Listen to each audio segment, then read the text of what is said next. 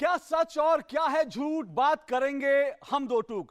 नमस्कार, दो टूक में आपका एक बार फिर स्वागत है। मैं हूं अशोक श्रीवास्तव। ये वो कार्यक्रम है जहां हम वो तमाम मुद्दे उठाते हैं जो आपको आंदोलित और उद्वेलित करते हैं। वो तमाम सवाल उठाते हैं जिनका जवाब आप तलाश रहे होते हैं। जवाब तो होंगे खूब, लेकिन सवाल होंगे दो टूक। और दो टूक में आज बात होगी उत्तराखंड की। उत्तराखंड में राष्ट्रपति शासन लगा दिया गया है, लेकिन कांग्रेस ने इस राष्ट्रपति शासन को हाईकोर्ट में, नैनीताल हाईकोर्ट में चुनौती दी है। कानूनी लड़ाई एक तरफ है, लेकिन इसके राजनीतिक मायने भी हैं। राजनीतिक लड़ाई भी एक बार फिर से कांग्रेस और बीजेपी के बीच इस बात को लेकर, इस मुद्दे को लेकर ठन गई है। उसी पर आज हम फोकस करेंगे। कानूनी लड़ाई क्या है, कैसे इसको देखना चाहिए, और दरअसल ये राजनीतिक लड़ाई किस तरफ जा रही है, इस पर बात करेंगे। और इस पर बात करने से पहले दिखाते हैं आपको इसी मुद्दे पर हमारी ये रिपोर्ट।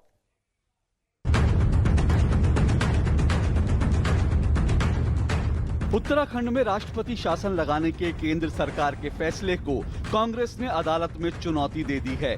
कांग्रेस ने नैनीताल हाईकोर्ट में एक याचिका दायर की, जिसे सुनवाई के लिए स्वीकार कर लिया गया है। अब जबकि मामला अदालत में है, तो उम्मीद यही है कि न्यायालय इस मामले में इंसाफ करेगा। लेकिन अदालत में कानून के दायरे से बाहर उत्तराखंड की राजनीतिक लड़ाई भी शुरू हो चुकी है। अरुणाचल के बाद एक और राज्य में अपनी सरकार गिरने से बौखलाई कांग्रेस ने केंद्र सरकार के इस फैसले को लोकतंत्र की हत्या और असंवैधानिक कदम करार दिया है। उधर भाजपा राज्यपाल की रिपोर्ट्स को आधार बनाकर दावा कर रही है कि हरीश रावत की सरकार 18 मार्च को ही असंवैधानिक और अनैतिक साबित हो चुकी है, जब विधानसभा में कांग्रेस सरकार का वित्त विधेयक गिरने के बावजूद उसे पारित दिखाया गया। केंद्र सरकार का ये भी आरोप है कि मुख्यमंत्री हरीश रावत अपनी सरकार बचाने के लिए विधायकों की खरीद फरोख्त में लगे थे और अपनी सरकार बचाने के लिए विधायकों को भ्रष्टाचार और राज्य में खुली लूट खसोट करके अपनी जेबें भरने का लालच दे रहे थे, जो स्टिंग ऑपरेशन के जरिए पूरे देश ने देखा। कांग्रेस भाजपा के आरोप प्रत्यारोप अपनी जगह हैं, पर भाजपा के सामने सवाल ये है कि जब 28 मार्च को विधानसभा में बहुमत साबित करने का स्पीकर का फैसला था, तो इतना उतावलापन क्यों? पर उधर कांग्रेस के पास भी इस बात का कोई जवाब नहीं है कि आखिर उसके ही 9 विधायक क्यों पार्टी से बगावत करने पर उतारू हुए। कांग्रेस भाजपा पर यह भी आरोप लगा रही है कि वो धारा 356 का इस्तेमाल करके देश को कांग्रेस मुक्त बनाने का षड्यंत्र रच रही है। पर ऐसा कहते हुए कांग्रेस ये भूल क्यों जाती है कि आजादी के बाद से अब तक खुद कांग्रेस की केंद्र सरकारें 88 बार चुनी हुई राज्य सरकारों को बर्खास्त कर चुकी हैं। ये हमारी रिपोर्ट थी। और दो सवाल जो आज हम दो टूक में उठाने जा रहे हैं, जो दो बड़े सवाल हमारे सामने, जिसके इर्द गिर्द हमारी पूरी चर्चा केंद्रित है, वो सवाल वो कुछ यूं है। पहला सवाल जो आज हम दो टूक में उठा रहे हैं वो ये कि क्या केंद्र सरकार ने उत्तराखंड में जल्दबाजी दिखाई? राष्ट्रपति शासन लगाने का जो फैसला था, क्या उसमें जल्दबाजी दिखाई? थोड़ा और इंतजार करना चाहिए था। यह हमारा आज का पहला सवाल है। और जो दूसरा सवाल हमारा आज का है, जाहिर तौर से वो कांग्रेस के सामने है कि क्या कांग्रेस शीर्ष नेतृत्व के खिलाफ पार्टी विधायकों में असंतोष लगातार बढ़ रहा है। हमने पहले मणिपुर में देखा, उसके बाद माफ कीजिएगा, पहले अरुणाचल प्रदेश में देखा, उसके बाद उत्तराखंड में देखा, और अब जिस तरह की खबरें मणिपुर और साथ साथ हिमाचल प्रदेश से आ रही है, उससे ऐसा लग रहा है कि कांग्रेस के भीतर एक असंतोष बढ़ता जा रहा है। और इस पूरे मुद्दे पर बात करने के लिए हमारे साथ 3 मेहमान स्टूडियो में मौजूद है। परिचय करा दो। हमारे साथ अनिल बलूनी साहब हैं। अनिल बलूनी साहब बीजेपी के राष्ट्रीय स्पोक्स पर्सन हैं। हमारे साथ राजीव त्यागी जी हैं, कांग्रेस के राष्ट्रीय स्पोक्स पर्सन। और हमारे साथ रामकृपाल सिंह जी हैं, वरिष्ठ पत्रकार। आप तीनों का बहुत बहुत शुक्रिया और स्वागत। सबसे पहले अनिल बलूनी जी, बहुत जल्दबाजी दिखाई आपने। 28 तारीख आज का दिन था, कम से कम विधानसभा में तो इंतजार कर रहे थे कि वहां क्या होता है। आपने विधानसभा से बाहर जाकर इस तरह की क्या कहेंगे आप?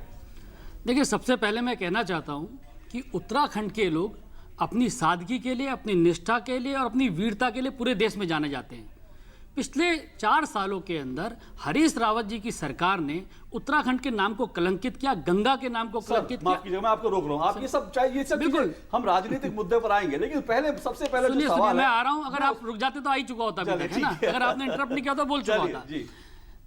देखिए, 18 तारीख को सदन के अंदर बजट पेश किया जाता है और बजट को पास करना होता है। अगर उस दिन बजट पास नहीं होता है, उस दिन बजट गिर जाता है, तो इसमें हमारी कहां जिम्मेवारी होती है? इसमें क्या भारतीय जनता पार्टी का रोल है? अगर कांग्रेस की सरकार अपना बजट पास नहीं करवा पाती है, इनका बजट गिर जाता है, तो इसमें भारतीय जनता पार्टी का कहां से रोल आता है? इनके 9 विधायक जिसमें इनके पूर्व मुख्यमंत्री हैं, जिसमें इनके कैबिनेट के साथी हैं, जिसमें कैबिनेट के दर्जाधारी विधायक हैं, अगर वो इनसे नहीं संभलते हैं तो इसमें भारतीय जनता पार्टी का रोल कहां से आता है? फैसला तो विधानसभा में पटल पर होना चाहिए। नहीं, सुनिए, देखिए आप कानून को समझिए।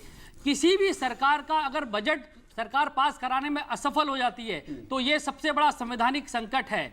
1 अप्रैल से उत्तराखंड का खर्चा कैसे चलेगा, तनख्वाहें कैसी दी जाएंगी, ये सबसे बड़ा क्राइसिस था। और विधानसभा अध्यक्ष जिस तरीके से वहां कर रहे थे, जब इनका बजट गिर गया उसके बावजूद कहा जाता है कि पास हो गया। और देखिए कितनी बड़ी विडंबना है, बजट अगर पास हो गया होता तो राज्यपाल के पास भेजा होता, वो भी नहीं था। सब कुछ कॉन्स्टिट्यूशनल ब्रेकडाउन हो चुका था, संवैधानिक संकट था। केंद्र सरकार का इस वक्त उसका बनता था कि केंद्र सरकार को, आप कह रहे संवैधानिक संकट खड़ा हो गया था। 18 तारीख को सरकार आप कह रहे कि देखिए हमने 18 तारीख को महामहिम राज्यपाल से जाके क्या मांग की थी ये बता दिया जाए। 18 तारीख को हमने आपके टीवी चैनल पे भी सब जगह दिखा। हमने 18 तारीख को कहा कि इस सरकार का बजट गिर गया है, ये सरकार इसलिए विफल हो चुकी है और इस सरकार को बर्खास्त किया जाना अनिवार्य है। नैतिक रूप से क्या 18 तारीख को जो कुछ नहीं, नैतिक नहीं, मैं आचार्य संवैधानिक कॉन्स्टिट्यूशनल के हिसाब से नैतिक रूप से दोनों चीजें इसमें जुड़ी हैं। क्या राजीव जी आपको लगता है 18 तारीख को ये सरकार एक तरह से गिरी हुई मान लेनी चाहिए और हरीश जी को इस्तीफा दे देना चाहिए था? देखिए, इस विषय पर आने से पहले मैं एक बात और कहना चाहूंगा। निश्चित रूप से भारतीय राजनीति में बहुत गिरावट आ चुकी है, इसमें कहीं कोई संशय नहीं है। चाहे वो भारतीय जनता पार्टी हो, चाहे वो कांग्रेस पार्टी हो, मैं स्पष्ट कहना चाहूंगा इस बात को लेकर के। कांग्रेस पार्टी मैंने इसलिए कहा कि जब आप नीति सिद्धांत की बात करते हैं तो इसलिए आप पार्टियों में रहते हैं, लेकिन जब आप डिफेक्शन करते हैं तो कहीं ना कहीं ऐसे टाइम पे जब पार्टी का आपको जरूरत हो तो आप निश्चित रूप से कहीं ना कहीं अपने व्यक्तिगत स्वार्थ के लिए कर रहे हैं। पहली बात। दूसरी बात, आपने ये सवाल उठाया कि सरकार क्या 18 तारीख को अल्पमत में आ गई थी। मेरा एक प्रश्न है कि 10th शेड्यूल ऑफ कॉन्स्टिट्यूशन क्या कहता है? 10th शेड्यूल ऑफ कॉन्स्टिट्यूशन ये कहता है कि किसी भी दल को तोड़ने के लिए 2/3 बहुमत चाहिए। एंटी डिफेक्शन लॉ के हिसाब से जो राजीव गांधी जी ने उस वक्त पास किया। राजीव जी आप ठीक कह रहे हैं, मैं उस पर आऊंगा एंटी डिफेक्शन बिल पे, क्योंकि वो एक बड़ा पेच है। लेकिन जो अभी अनिल जी ने सवाल उठाया वो 18 तारीख की बात कर रहे हैं। अगर वित्त विधेयक पास नहीं होता तो माय डियर फ्रेंड उसी पे आ रहा हूं। Anti defection law Rajiv Gandhi ji ने जब पास किया, जब हमारे पास 400 से ऊपर लोकसभा के सदस्य थे। इसका मतलब उन्होंने फोरकास्ट किया था कि भारतीय राजनीति में सब चीज होंगी और अटल बिहारी वाजपेयी जी की सरकार 2003 में उसको और मजबूत करती है। मैं ये पूछना चाहूंगा भारतीय जनता पार्टी से कि 18 तारीख को हमारी सरकार यदि अल्पमत में आ गई थी तो गवर्नर महोदय ने हमें 28 तारीख तक का टाइम क्यों दिया? नंबर 1। दूसरी बात, हाई कोर्ट ने उत्तराखंड के हाई कोर्ट ने विधायकों की उस याचिका को स्वीकार क्यों नहीं किया जिसमें वो स्टे चाहते थे विधानसभा अध्यक्ष की प्रोसीडिंग्स के विरुद्ध? 2 चीज। तीसरी चीज जो बहुत ही इंपॉर्टेंट है वो ये है कि 18 तारीख को ही एक लेटर जाता है राज्यपाल महोदय को जिसमें नेता प्रतिपक्ष का लेटर पैड है और उसमें 35 विधायकों के साइन है, जिसमें 9 विधायक वो भी हैं जो बागी हुए या जिन्होंने विद्रोह किया या स्वार्थवश जिन्होंने गद्दारी की। मैं यहां तक कहना चाहूंगा वो लोग बागी उसमें साइन करते हैं। तो क्या 2/3 बहुमत था तो स्वतः ही उन 9 विधायकों की जो मेंबरशिप है वो खत्म हो जाती है। यहां भारतीय जनता पार्टी का पर वो बात राजीव जी थोड़ी अजीब लगती है, क्योंकि एक भाजपा के विधायक जब व्हिप का उल्लंघन करते हैं और उनके खिलाफ भाजपा कहती है कार्रवाई करो, तो वही विधानसभा अध्यक्ष जो है उनको छोड़ देते हैं और आप उन्हें एक बोर्ड का मेंबर बना देते हैं, अध्यक्ष बना देते हैं। तो लगता है कि जो आपने शुरुआत में बात कही थी नैतिकता तो इसमें कहीं बची नहीं है। हम शायद टेक्निकल ग्राउंड पे लड़ रहे हैं, नैतिकता मैं व्यक्तिगत रूप से बेबाकी से अपनी बात करता हूं और मैं एक बात स्पष्ट कर दूं, ये संचार क्रांति हुआ देश है, इसमें नौजवान सच सुनना चाहते हैं जी। और मैंने सच बोला है, 2 टूक सुनना चाहते हैं और 2 टूक ही में बात कह रहा हूं। बिल्कुल मैं कहना चाहूंगा जो भारतीय जनता पार्टी शक्ति नामक हॉर्स की घोड़े की टांग तोड़ दे, वो प्रजातंत्र की टांग तोड़। अमूमन पार्टियों के चक्कर में मेरा समय हमेशा बर्बाद होता है, तो मैं पहले रिक्वेस्ट कर लूं कि थोड़ा सा समय मुझे मिला है, कृपया मेरी बात सुन लीजिएगा। आपने 2 सवाल किए थे, एक बीजेपी के लिए था कि आपने जल्दबाजी की और दूसरा कांग्रेस के लिए था कि क्या आपके घर में गड़बड़ चल रहा है, भगदड़ मची हुई या जो भी कहिए, विद्रोह या समथिंग लाइक दैट। दोनों सवालों का जवाब अंग्रेजी में ऐसे, हिंदी में हाँ है। ईमानदारी की बात यह है। मैं उसमें एक चीज़ और जोड़ दूँ, ये बहस चलती रहेगी। देखिए, इस धरती पर मैं दोनों मित्रों से क्षमा चाहता हूँ, दोनों मेरे मित्र हैं, वो तर्क बहुत कम होता है, कुतर्क ज़्यादा होते हैं जी। देखिए, दोनों के अपने अपने पॉइंट से चलते रहेंगे, लीगल है, कई चीज़ है। हकीकत ये है कि राजनीति में आज की तारीख में शुचिता, आदर्शवाद, इन सब की बातें अगर हम और आप एंकर के रूप में भी अगर आप सोच रहे हैं तो बड़ा हास्यास्पद लगता है, मुझे भी हास्यास्पद, सबको पता है, जनता भी जानती है कि राजनीति में क्या चीज़ होती है।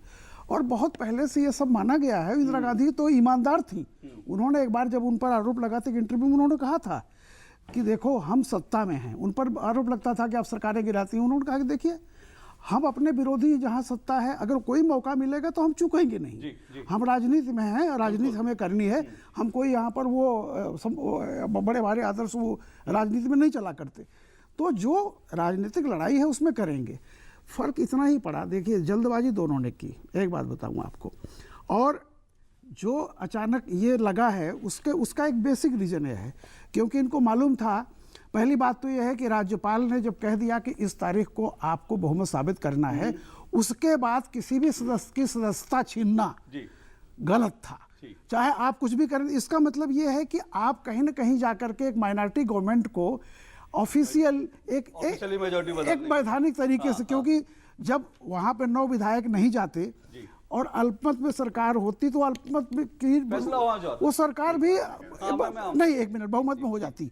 तो बीजेपी को लगा कि जब ये कर रहे हैं तो बीजेपी ने उससे पहले कदम उठा लिया। सिर्फ देखिए मेरा ये कहना है कि छुरी होती है ना, उससे सेब काटिए तो औजार कहलाती है।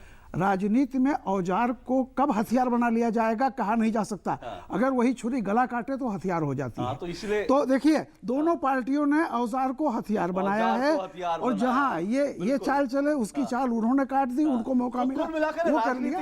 ये सीधी सीधी राजनीतिक चाल मैं आऊंगा इस पर, क्योंकि राजनीतिक शहमात का खेल लग रहा है, कौन किसको किस बाजी में मात दे देता है ये वो खेल लग रहा है। लेकिन सवाल ये है कि अगर ये खेल है तो फिर इसमें नैतिकता कहाँ है? नैतिकता तो राजनीति में रहेगी। फिर सवाल ये है कि अब कानूनी लड़ाई पर हमें फोकस करना पड़ेगा या राजनीतिक लड़ाई जनता के बीच लड़ी जाएगी। इस पर बात करेंगे ब्रेक के बाद। सूखा हो या बेमौसम की बरखा हो, कीड़ा लगे खेत में या दुविधा हो, बहुत ही कम प्रीमियम पे पूरी हो भरपाई, फसल बीमित रहे कटाई के बाद भी भाई। हाँ, ऋणी या अऋणी अब हर किसान लाभ उठाए, एक मौसम कदर है सब किसान बीमा कराए, प्रधानमंत्री फसल बीमा योजना से हर किसान मुस्काए। कृषि और किसान कल्याण मंत्रालय द्वारा किसान हित में जारी। अस्पताल में गंदगी हो सकती है, कुछ छूना मत और बीमार पड़ जाओगी। अरे दीदी अब सब बदल रहा है। इतनी साफ सफाई? जी, हम सब ने मेहनत की है ताकि आपके इलाज में कोई कमी ना आए। बदल रहा है, बदल रहे हैं। स्वास्थ्य केंद्र अब स्वच्छ हो रहे हैं और ये आपके ब्लॉक में भी संभव है। बस पहल करनी पड़ेगी हमको और आपको भी। स्वच्छता का संकल्प करें, स्वास्थ्य केंद्र का कायाकल्प।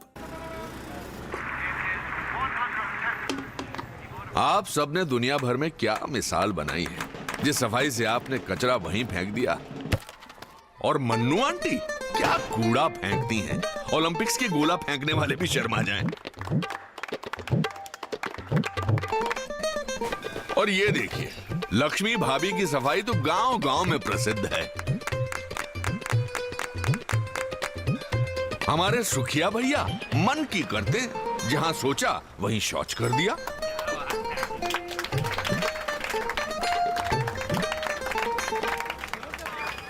ये देश जो आप ही का घर है, उसे क्यों गंदा करते हैं? थोड़ी शर्म कर लो, सोच स्वच्छ कर लो। अगर एक बार 125 करोड़ देशवासी तय कर ले कि मैं गंदगी नहीं करूंगा, तो दुनिया की कोई ताकत नहीं है जो हिंदुस्तान को गंदा कर सकती है। स्वच्छ भारत, एक कदम स्वच्छता की ओर। किशोर अवस्था हम सब की जिंदगी का बहुत ही अहम पड़ाव होता है, जिसमें हम सब बहुत ही महत्वपूर्ण शारीरिक और मानसिक बदलावों से गुजरते हैं। इस उम्र में खून की कमी यानी अनीमिया काफी आम है, जिसके कारण कमजोरी, चिड़चिड़ापन और थकान जैसी शिकायतें आती हैं। सप्ताह में एक बार IFA की नीली गोली लेना किशोर अवस्था में विकास के लिए सहायक होता है। ये नीली गोली शासकीय शालाओं, आंगनबाड़ी केंद्रों और शासकीय स्वास्थ्य संस्थाओं में निःशुल्क मिलती है। मैं आशा करती हूँ कि आप सब किशोर और किशोरियां साप्ताहिक IFA की इस नीली गोली का सेवन जरूर करेंगे। दो टूक में आपका एक बार फिर स्वागत है। दो टूक में आज हम उत्तराखंड के मुद्दे पर बात कर रहे हैं। उत्तराखंड में राष्ट्रपति शासन लगा दिए गए, कांग्रेस ने इसे अदालत में चुनौती दी है। अनिल बलूनी जी बीजेपी के स्पोक्स पर्सन, राजीव त्यागी कांग्रेस के स्पोक्स पर्सन और हमारे साथ रामकृपाल जी जुड़े हुए हैं। अनिल बलूनी जी, सत्ता में आने से पहले सबसे ज्यादा बीजेपी विरोध करती थी 356 का। आपने कितनी बार लड़ाई लड़ी, लेकिन आज ऐसा लग रहा है आप देश को कांग्रेस मुक्त बनाना चाहते हैं 356 का इस्तेमाल करके। देश की जनता पे भरोसा रखिए, चुनाव में जाइए। देखिए, मैं आपके दर्शकों को पहले तो सबको बताना चाहता हूं कि अभी तक कितनी बार, लगभग 130-35 बार राज्य सरकार को बर्खास्त किया है और इसमें अधिकांश कांग्रेस की सरकारों ने 88 बार कांग्रेस ने आज तक 88 मैंने कैलकुलेट किया। अब एक चीज 88 बार कांग्रेस ने।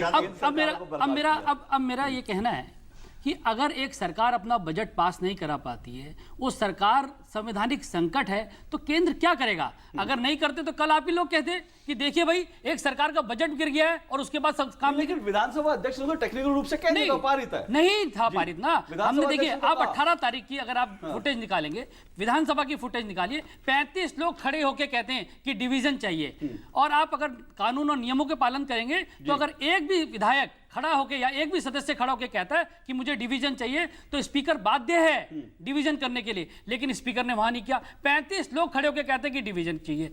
18 तारीख को जब ये विधानसभा में लोकतंत्र की हत्या होती है, हम लोग जाके महामहिम राज्यपाल जी को कहते हैं कि साहब ये बजट गिर चुका है, ये बजट गिर चुका है, इसलिए सरकार को बर्खास्त कर दिया जाए। उसके बाद हम लोग महामहिम राष्ट्रपति जी के पास जाते हैं। आप शुरू से देखिए, पहले दिन से हम लोग कह रहे हैं कि सरकार का बजट गिर गया है, एक संवैधानिक संकट है। अनिल जी देखिए, जो ये जो संविधान को लेकर जो बात हो रही है, संवैधानिक संकट, इस पर राजीव जी भी कुछ बोलना चाहते हैं, आपको थोड़ा सा मौका दूंगा। लेकिन मैं एक बात ये कह रहा हूं कि मुझे लगता है अब ये मामला अदालत में पहुंच चुका है। संवैधानिक रूप से क्या सही है क्या नहीं है, अदालत इसकी व्याख्या करे ज्यादा अच्छा है, इस पर हम ज्यादा ना उलझे। लेकिन एक चीज सीधी सीधी आपसे बात, आपको लगता है कि कांग्रेस के भीतर जो भी असंतोष हुआ, चाहे वो हमने अरुणाचल में देखा या फिर बीजेपी कांग्रेस के भीतर जो असंतोष बना पड़ा, उसका फायदा उठाने की कोशिश कर रहे हैं अपनी राज्य सरकार, क्योंकि अब जब बात आ रही है, अब बात आ रही है मणिपुर निशाने पर है, बात आ रही है कि हिमाचल प्रदेश निशाने पर है। देखिए, एक तो मैं बताना चाहता हूं, हम इस तरह की हमारी कोई मंशा नहीं है। लेकिन अगर कांग्रेस के सारे विधायक सरकार के खिलाफ वोट करते हैं, इसमें हमारी जिम्मेवारी कहां बनती है? आप देखिए, इसमें समस्या कहां आ रही है? समस्या है राहुल गांधी का नेतृत्व। वो असक्षम नेतृत्व उनके पास है, अविवेकशील नेतृत्व है, दिशाहीन नेतृत्व है। विजय बहुगुणा जो कांग्रेस के मुख्यमंत्री रहे हैं, उन्होंने कहा कि वो 2 साल से समय मांग रहे थे। राहुल गांधी हैदराबाद जा रहे हैं, राहुल गांधी जेएनयू में जा रहे हैं, अपने पूर्व मुख्यमंत्रियों से नहीं मिल रहे हैं। वो जा रहे हैं बैंकॉक, वो जा रहे हैं थाईलैंड, छुट्टियां मना रहे हैं, लेकिन अपने पूर्व मुख्यमंत्रियों से नहीं मिल रहे हैं। ये है समस्या की जड़ पहली। दूसरी जड़ है हरीश रावत का नेतृत्व। जिस तरह से खुलेआम भ्रष्टाचार मचाया गया, कुछ दिन पूर्व आपने एक सीडी देखी थी कि मुख्यमंत्री के सचिव आबकारी नीति को परिवर्तन करने के लिए लेन देन कर रहे थे। उस दिन हरीश रावत ने कहा यह गलत है। अब स्वयं हरीश रावत फंस गए, खूब हॉर्स ट्रेडिंग कर रहे हैं, विधायकों की बोली लगा रहे हैं। अब क्या जवाब है? राजीव जी क्या, क्योंकि मैं इसलिए कह रहा हूं ये बात इंपॉर्टेंट है, क्योंकि घर को आग लगी घर के चिराग से। ये ठीक है, हवा का झोंका बाहर से आया था और खिड़की आपकी खुली हुई थी, हवा का झोंका बाहर से, लेकिन चिराग आपके घर का ही था। कैलाश विजयवर्गीय जी जो भारतीय जनता पार्टी के जनरल सेक्रेटरी हैं, उन्होंने खुद कहा, और कल उन्होंने कहा, आज के समाचार पत्रों में सब में है कि हाँ, मैं निश्चित रूप से 9 विधायकों से बात करने गया था और मैंने बात करके कार्य किया है और हम आगे भी करेंगे इस कार्य को। आपके विधायक आपके साथ नहीं है भाई, आपके विधायक आपके साथ नहीं है, आपके मुख्यमंत्री आपके साथ नहीं है। आप हमारे ऊपर क्यों कर रहे हैं? निजी चैनल पे नहीं है, दूरदर्शन पे। पहले अपनी बात। दूसरी बात मैं कहना चाहूंगा, देखिए मैंने कहा ना, राजनीति में व्यक्ति आइडियोलॉजी को छोड़कर व्यक्तिगत रूप से अपने आप को प्यार करना शुरू कर दिया है, इसलिए ये सब चीजें होती हैं। मैं तो स्वीकार कर रहा हूं। 9 विधायक उसमें विजय बहुगुणा जैसे आपके पूर्व मुख्यमंत्री 10 जनपद के बहुत करीबी माने जाते हैं। दो चीज आती है। क्या कानूनी रूप से भारतीय जनता पार्टी ठीक है? क्या 10 शेड्यूल ऑफ कॉन्स्टिट्यूशन की जो अदालत में मामला है, देखिए अदालत में मामला है। अरे महामहिम राष्ट्रपति जी ने ध्यान नहीं दिया इन चीजों को। राष्ट्रपति जी के विवेक पर मैंने तो 2 सवाल। मेरा एक प्रश्न है जो दर्शक तय करेंगे। 1999 में अटल बिहारी वाजपेयी जी की सरकार थी, उनको पता था कि वो बहुमत सिद्ध नहीं कर पाएंगे, लेकिन अटल बिहारी वाजपेयी जी को मौका दिया गया कि वो पार्लियामेंट में जाकर के बहुमत सिद्ध करें, लेकिन एक वोट से आपकी बात से मैं सहमत हूं। सुनिए, मैंने पहले ही कहा, चुनी हुई सरकार, देखिए लास्ट सेंटेंस बोल दूं, चुनी हुई सरकारों को आप या तो विधानसभा में उनका बहुमत तय करेंगे या लोकसभा में तय ये करेंगे। बहुमत का मामला नहीं है। होगा ना। देखिए, रही बात मैं- ये बात मैंने पहले ही भाजपा से उठाई कि भाजपा को मौका दे रही है। मैं सवाल, मेरा सीधा सवाल है कि अभी जो आग लगी है वो आपके घर में लगी है। आपके विधायक उमेश शर्मा, आपके विधायक 29,000 जिनको वोट मिले, वो कहते हैं कि राहुल गांधी के पास मुझसे मिलने का समय नहीं है। विजय बहुगुणा कहते हैं कि सोनिया गांधी, राहुल गांधी हम 2-2 साल इंतजार करते हैं। तो आपके घर में प्रॉब्लम है, आप इसको तो एक्सेप्ट कीजिए। मैंने कहा हवा का झोंका बाहर से आया, जब चिराग आपके घर का था सर। जब किसी को कोई व्यक्तिगत बेईमानी करनी होती है तो वो हाईकमान का नाम लेता है। असम में भी टूट फूट हुई है, तो उसमें भी उन्होंने कहा मोदी जी मिलते नहीं, बात नहीं करते, लेकिन उनको टूट फूट करके कांग्रेस में आना था, इसलिए असम के नेता हमारे यहाँ आ गए। तो ये देखिए, जब जिनको व्यक्तिगत गेन करने होते हैं तो इस तरह के आरोप लगाते हैं। और मैं आपको बताऊं, पार्टियों को छोड़ने का सिलसिला आदिकाल से 47 से है और आजादी तक रहेगा, है ना। लेकिन कुछ लोग बाग होंगे राजनीति में, लोगों से अपील करना चाहूंगा कि राजनीति में जो लोग बाग सिद्धांतों पर अडिग रहते हैं, कृपया उनकी तरफ जनता को देखना चाहिए। बिल्कुल, रामकृपाल जी सिद्धांतों पर अडिग लोग हैं भी, उनकी तरफ देखने की बात तो कर रहे हैं, लेकिन दो सवाल चीज बचे हैं लोग। मैं दो चीज कहना चाहूंगा। हमारे राजीव भाई ने बहुत अच्छी एक बात कही कि वाजपेयी जी एक वोट से गिर गई सरकार, और इन्होंने कहा कि उनको पता था।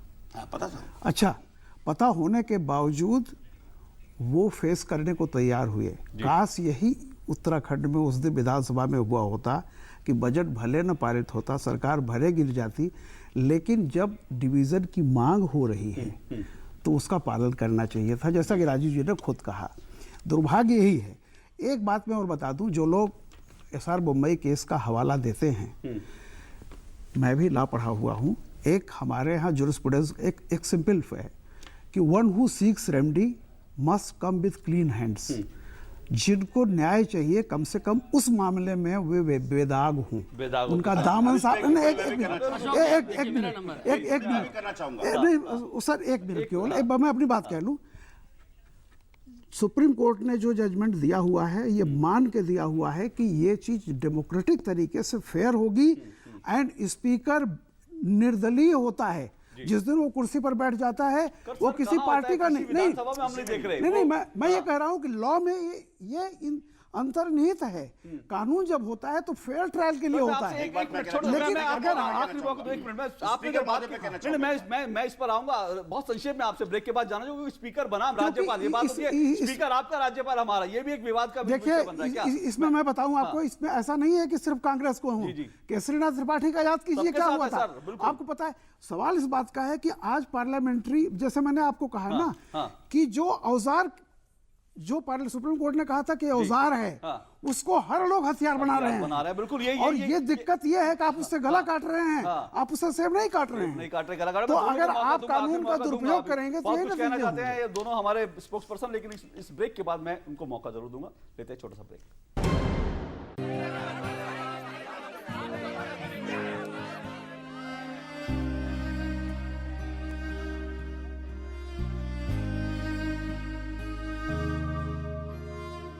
क्या बात है राशिद, फर्स्ट डिवीजन में पोस्ट ग्रेजुएशन करने के बाद भी तुम उदास हो? लेकिन सर वो सोच रहे होगे कि खर्चा कहाँ से आएगा। हाँ, चिंता मत करो, अब जिंदगी की दौड़ में तुम जैसे स्टूडेंट्स को पीछे मुड़कर देखने की कोई जरूरत नहीं होगी, क्योंकि अब तुम्हारे साथ है मौलाना आजाद नेशनल फेलोशिप हमारे लिए सर? हाँ, तुम्हारे लिए और अल्पसंख्यक समुदाय के उन स्टूडेंट्स के लिए जिनकी सालाना पारिवारिक आय 2.5 लाख रुपए से कम है और जिन्होंने किसी भी सरकारी विश्वविद्यालय से जूनियर रिसर्च फेलोशिप या एमफिल के लिए आवेदन दिया है।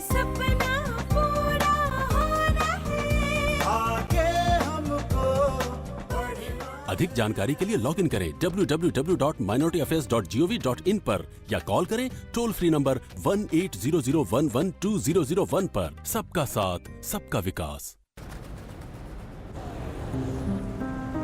ये चांदनी का चौक है। ये रविंद्र का सेतु है। मारीना का बीच है ये आजाद का मैदान है। खड़े सिंह दा मार्ग है। चित्तरंजन का एवेन्यू है ये। अन्ना का नगर यही है। गंगा की है ये नदी। ये लक्ष्मी की कॉलोनी है। बंकिम का स्ट्रीट है ये। नरीमन का पॉइंट है ये। और मैं तुम्हें इसे गंदा नहीं करने दूंगा। यहाँ कचरा नहीं फेंकने दूंगी, पान नहीं थूकने दूंगा। केले का छिलका नहीं फेंकने दूंगी। अगर एक बार 125 करोड़ देशवासी तय कर ले कि मैं गंदगी नहीं करूंगा, तो दुनिया की कोई ताकत नहीं है जो हिंदुस्तान को गंदा कर सके। स्वच्छ भारत, एक कदम स्वच्छता की ओर। सांसद के मार्गदर्शन और ग्राम वासियों के सहयोग से हमारा गांव बने आदर्श गांव। हर जगह हो साफ सफाई, पक्की सड़कें और भरपूर हरियाली। घर घर हो बिजली, पानी और शौचालय जैसी जीवन की बुनियादी सुविधाएं। बच्चों के लिए उत्तम शिक्षा, हर किसी को हासिल हो बेहतर स्वास्थ्य सेवाएं। युवाओं के प्रशिक्षण के लिए हो कौशल्य वर्धन केंद्र। सांसद आदर्श ग्राम योजना, प्रयास सांसद का, विकास गांव का। अस्पताल में गंदगी हो सकती है, कुछ छूना मत और बीमार पड़ जाओगी। अरे दीदी, अब सब बदल रहा है। इतनी साफ सफाई? जी, हम सब ने मेहनत की है ताकि आपके इलाज में कोई कमी ना आए। बदल रहा है, बदल रहे हैं। स्वास्थ्य केंद्र अब स्वच्छ हो रहे हैं और ये आपके ब्लॉक में भी संभव है। बस पहल करनी पड़ेगी हमको और आपको भी। स्वच्छता का संकल्प करें, स्वास्थ्य केंद्र का कायाकल्प।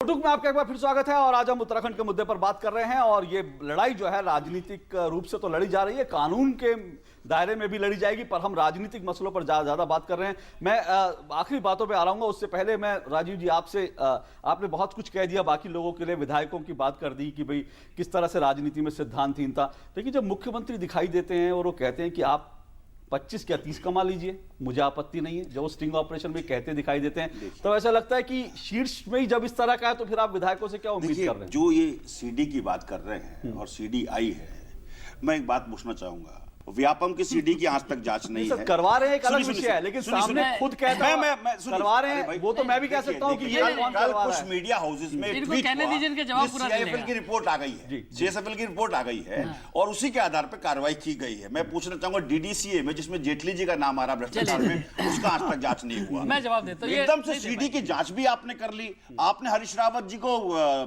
वो भी साबित कर दिया कल्प्रिट। मैं कहना चाहूंगा हरीश रावत जी कह चुके हैं अगर ये बात सच होगी तो मैं माफी मांगूंगा पब्लिकली। इतनी बात कोई नहीं कहता है पॉलिटिकल व्यक्ति। दूसरी बात मैं पॉलिटिकल व्यक्ति बहुत कुछ कहता है। दूसरी बात मैं मेरा सवाल मैं दोबारा मौका दूंगा, कुछ कहना चाहते हैं जी। देखिए, हरीश रावत जी की सीडी सच्ची है और ये पिछले बहुत समय से, क्योंकि मैं उत्तराखंड से हूं, मैं देखता हूं जिस तरह का काम वहां चल रहा था। हरीश रावत जिस कदर भ्रष्टाचार कर रहे थे सब लोग जानते थे, लेकिन सजीव प्रसारण आपने कुछ दिनों पहले देखा। इस सीडी आने के बाद 36-48 घंटे तक हरीश रावत मुख्यमंत्री थे। हरीश रावत कहते हैं मैं मुख्यमंत्री हूं, इसकी जांच कीजिए, और मैं आज जांच कराता हूं सीबीआई की जांच। क्यों नहीं कहा हरीश रावत ने जांच करने के लिए? हरीश रावत क्योंकि बेदाग थे नहीं, हरीश रावत चोर थे उस मामले में, हरीश रावत इसमें फंसे हुए थे, इसलिए हरीश रावत नहीं कर पाए। हरीश रावत अगर सच्चे होते तो जांच कराते उस वक्त। जांच से क्यों घबराना था? अगर सीडी सामने आई हुई थी आपको, हरीश रावत ने क्यों नहीं जांच करी बताइए? क्योंकि ये पूरा मामला इसी के चैलेंज देना चाहूंगा भारतीय जनता पार्टी को। भारतीय जनता पार्टी अगर इतनी ही बेबाक है और इतने ही हरीश रावत ने क्यों नहीं चैलेंज किया? चुनाव में हमसे दो हाथ करे, वो तो समय आएगा, हम चैलेंज देते हैं क्योंकि हमें पता है, अशोक जी हमें पता है। ठीक है, मुझे अशोक जी देखिए बोलने दीजिए। अशोक जी देखिए, मुझे पता है कि उत्तराखंड में जिस तरह से आपदा के बाद हरीश रावत सरकार ने विकास के कार्य किए, 20 तरह की पेंशन आज तक कंकाल मिल रहे हैं केदारनाथ में। उत्तराखंड में राहुल गांधी जी पैसा लूटा गया, 10,000 करोड़ पैदल गए, इसलिए गए, वो हेलीकॉप्टर से भी जा सकते हैं, जिससे कि लोगों को संदेश जाए कि हाँ ये हमारा विकास हो रहा है। उत्तराखंड जानता है हरीश रावत ने जिस तरह देखिए बीच में मैं भी बीच में बोल सकता था, बोलने के लेकिन दूरदर्शन में बीच में नहीं बोला।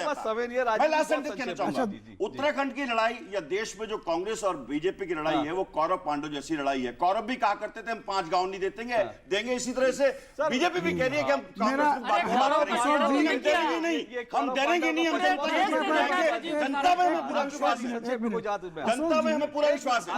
आज मैं एक सवाल करना चाहता हूं आपकी तरफ से अपने दोनों मित्रों से। जी जवाब भी लेंगे। नहीं हम वही मैं कह रहा हूं, राजनीति में कोई भी विधायक हो या सांसद हो, वो सिर्फ तभी वो पाप करता है या बुरा होता है जब वो पार्टी छोड़ता है।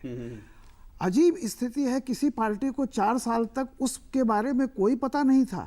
4 साल तक उसने बड़े पुण्य का काम किए थे, अचानक जैसे पार्टी छोड़ता है, सिवाय यानी इसका मतलब है राजनीति में अगर आप पार्टी नहीं छोड़ते हैं तो आप बिल्कुल हैं, आप सोना हैं, और जैसा ही पार्टी आप छोड़ेंगे दुनिया का सबसे बड़ा पाप आपने कर लिया। मैं एक जानना चाहता हूँ, आज तक नहीं एक चीज आज तक मुझे बताया जाए कि कोई भी कितने सांसद या कितने विधायक पार्टी छोड़ने के अलावा किस गतिविधि पर पार्टी से निकाले गए हैं? जरा मुझे बिल्कुल इस सवाल का जवाब इसी से मालूम पड़ जाएगा कि क्या राजनीति है। बाकी मामलों में कितना आरोप लगे, मुझे लगता है इसका जवाब आप लोगों को अंतर्मन से देना चाहिए। लोगों को पता चलना चाहिए किस तरह की सियासत लोग बात करना चाहते हैं, कम से कम मैं और बलूनी जी कैसे करना चाहते हैं। मैं बहुत साफ गोई से एक बात कहना चाहता हूं, निश्चित रूप से चिंता का विषय है। इसी वजह से लोगों का राजनीतिक लोगों से बिल्कुल अच्छे लोगों को हमेशा लोगों को भी प्रमोट करना चाहिए, जनता को प्रमोट करना चाहिए, पार्टी को भी प्रमोट करना चाहिए। ये बात आपकी बात। अनिल बलूनी जी, आखिरी बात, आपको लगता है कि इन्होंने चैलेंज कर दिया तो फैसला अब जो है जनता की अदालत में होना चाहिए? ये तो सिर्फ बोलने की बातें हैं। उत्तराखंड की जनता नहीं, अरे जा ही नहीं पाएंगे जनता में। बिल्कुल सुनिए, हम लोग तैयार हैं, कभी भी जब भी उत्तराखंड में होगा समय बताएगा, राजीव त्यागी समय बताएगा। हरीश रावत जिस तरह से भ्रष्टाचार में लिप्त है, उनका परिवार जितना लिप्त है, आप देखिए अभी हरीश रावत दिखा रहे, मेरा क्या देखिए टीवी चैनल पे आप चुनौती दे रहे हैं। चुनौती है, मेरी मूल चुनौती है। मोदी सरकार के पास कोई अचीवमेंट नहीं है।